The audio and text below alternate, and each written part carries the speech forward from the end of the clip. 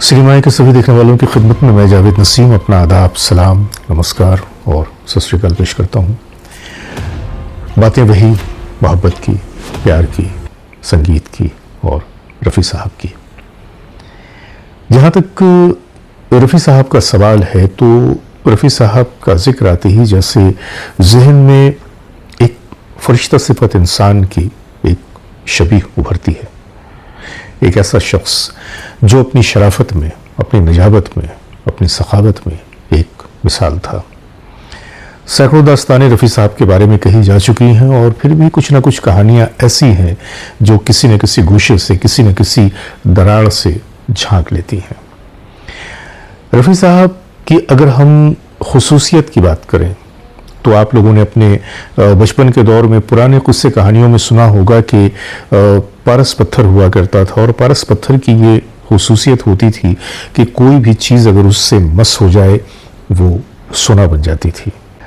रफ़ी साहब का जिक्र आते ही, रफ़ी साहब का नाम आते ही और रफ़ी साहब के नाम से जुड़ते ही इंसान मशहूर हो जाता है, मकबूल हो जाता है और रफ़ी साहब के हवाले से उससे मोहब्बतें मिलना शुरू हो जाती हैं, दुआएं मिलना शुरू हो जाती हैं और इसकी सबसे बड़ी मिसाल तो मैं आपके सामने बैठा हूँ।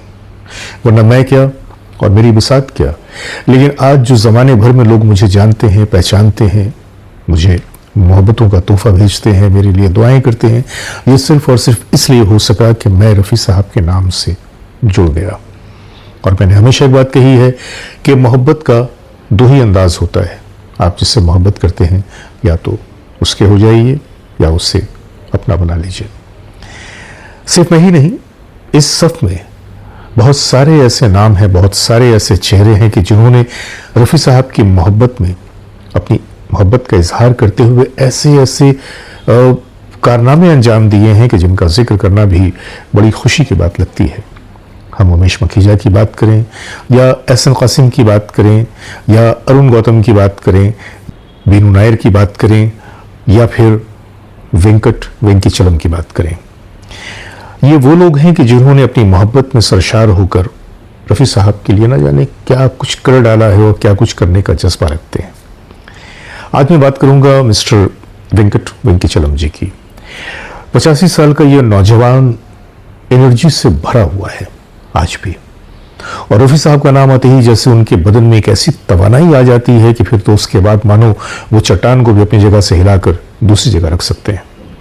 रफ़ी साहब से जो उनकी मोहब्बत का अंदाज़ है, जो उनकी मोहब्बत है, वो एक तारीख़ी हैसियत अख्तियार कर चुकी है और रफ़ी साहब की फैमिली से भी इनके बड़े अच्छे ताल्लुकात हैं। और इतना ही नहीं, यूँ समझ लीजिए कि इंडस्ट्री का कोई भी ऐसा शख्स नहीं जो वेंकीचलम जी से वाकिफ़ ना हो या उनकी इज्जत ना करता हो। बहुत बड़े ऑर्गेनाइज़र भी हैं और इन्होंने 2016 में world of Mohammed Rafi foundation की बुनियाद भी डाली थी।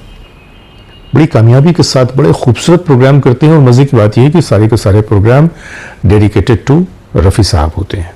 गोया रफ़ी साहब उनके लिए एक ज़िंदगी गुजारने का और उन्हें याद रखने का, उन्हें याद करने का और करवाने का एक ऐसा जरिया, एक ऐसा माध्यम बन चुके हैं कि वो कोई भी ऐसा पल, कोई भी ऐसा मौका नहीं जाने देते कि जब वो रफ़ी साहब की बातें ना करें या रफ़ी साहब के लिए काम करने के लिए हर वक्त वो तैयार ना खड़े हों।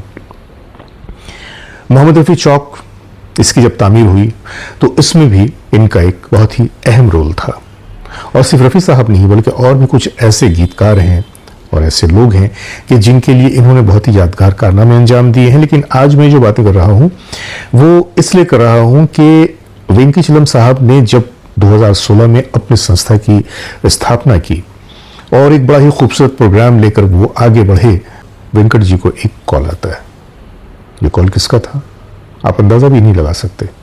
चलिए मैं आपको बता देता हूँ। ये कॉल था श्री SP बालासुब्रमण्यम जी का। जी हाँ, SP बालासुब्रमण्यम जी का।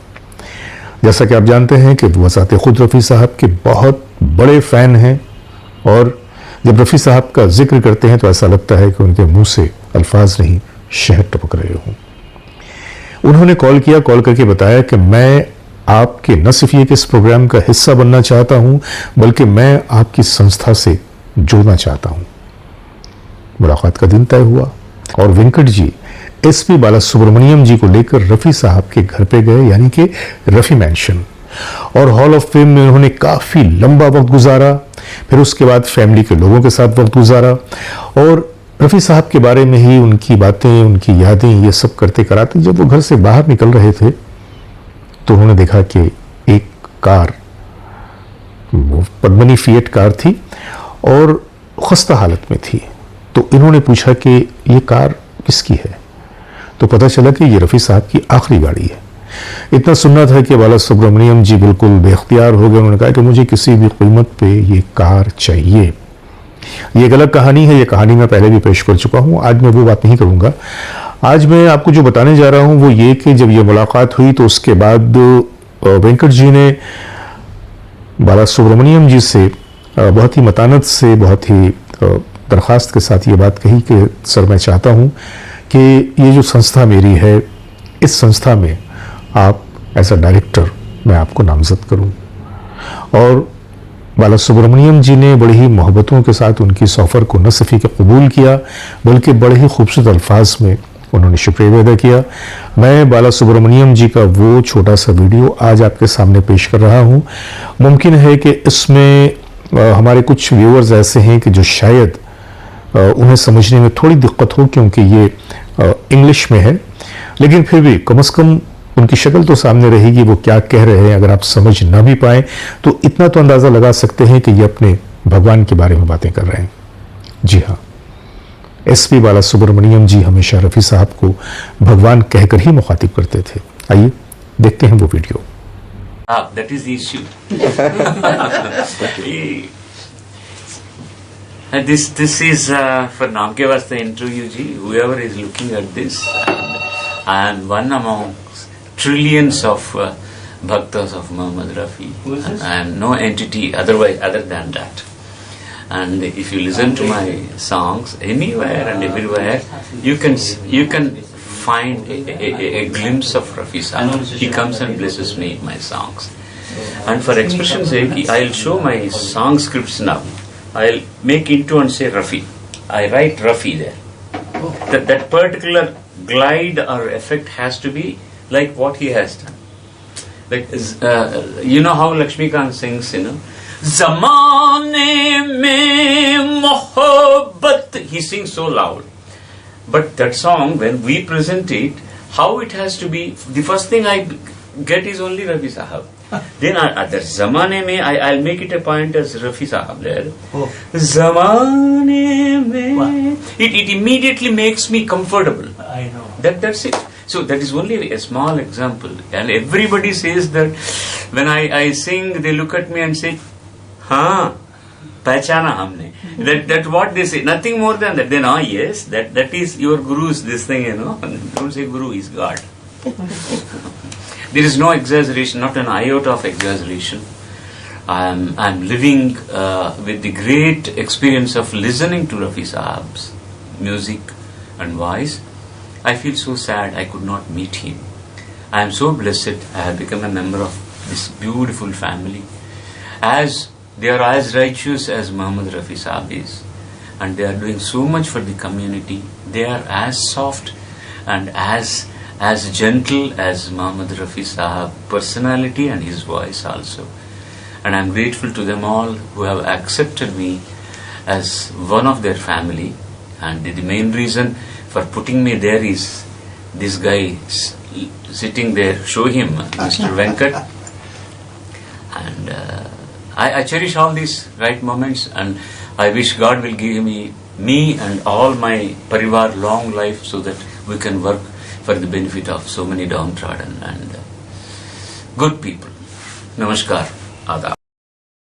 आपने सुना एसपी बाला सुब्रमण्यम जी की खूबसूरत बातों को, और इतना ही नहीं, बिस्वाजीत अपने ज़माने के मशहूर तरीन हीरो जिन्होंने रफ़ी साहब के बेशुमार बड़े ही खूबसूरत सोलो और डुएट्स अदा किए हैं पर्दे पे, पुकारता चला हूँ मैं, बाहुशो हवास में दीवाना, और मतलब एक लंबी लिस्ट खुल जाएगी अगर मैं उन गानों का जिक्र करने लगूं तो न जाने कैसे कैसे गाने जो हैं वो आपके जहन के पर्दों पे गूंज उठेंगे. के बदले मैं निगाह उठी तो प्याम मिला. As a प्लेबैक सिंगर हिंदुस्तानी फिल्मों में मैं उनको नंबर 1 बोलूँगा।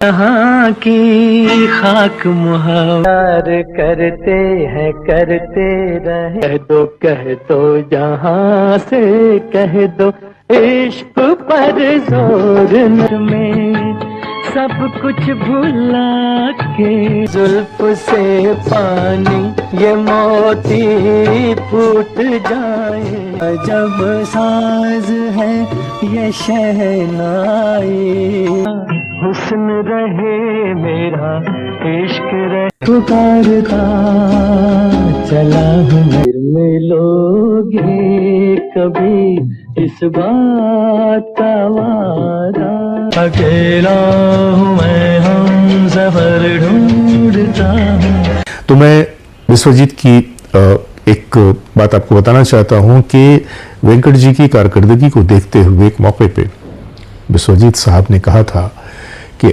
आप रफ़ी साहब के हनुमान हैं। आप समझ रहे हैं इस बात का मतलब कि विश्वजीत ने बड़े ही खूबसूरत अंदाज में और बड़े ही ढके छुपे अंदाज में क्या कह दिया, आप रफ़ी साहब के हनुमान हैं। आइए सुनते हैं उस टुकड़े को और इस फिक्र में डूब जाएं आपके विश्वजीत ने रफ़ी साहब को क्या मुकाम दिया।